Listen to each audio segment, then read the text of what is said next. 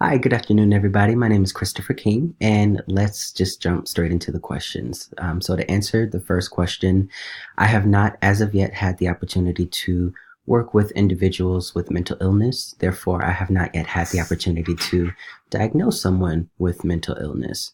Um, to answer the second question, the main challenge that I believe is faced when applying a diagnosis to someone with mental illness is just consideration for what happens after that label is applied to that person.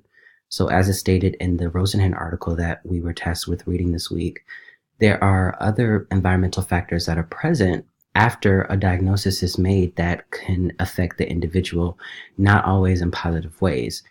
There could be legal implications. There can be certain restrictions placed on an individual who has been diagnosed with a certain disorder.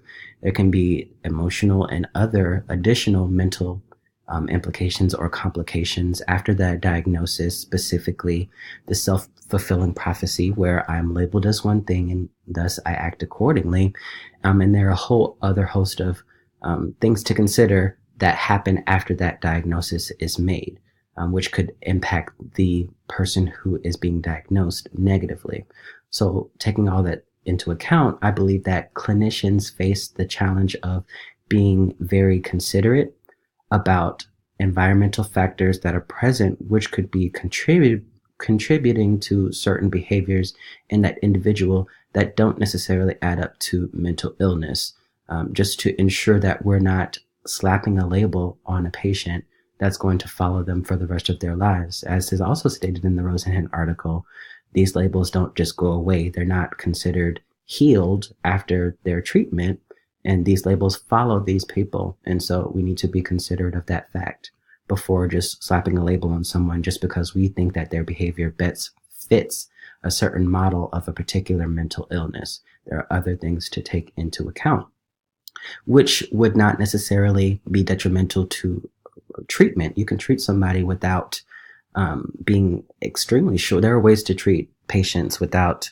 being 100% sure of a diagnosis, I'm sure. Although I don't know yet, I think that's something that is presented as a challenge when a diagnosis is being made. And that's based off of um, experiences that I've had in diagnosing, which is none. So all I have to go by are things that I've read and my understanding of the material that's been presented to us thus far.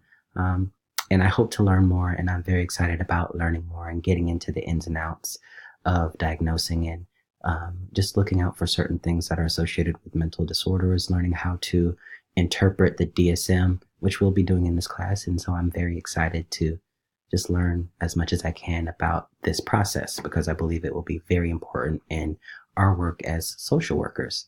So with that, thank you for listening and good luck with the class, everyone.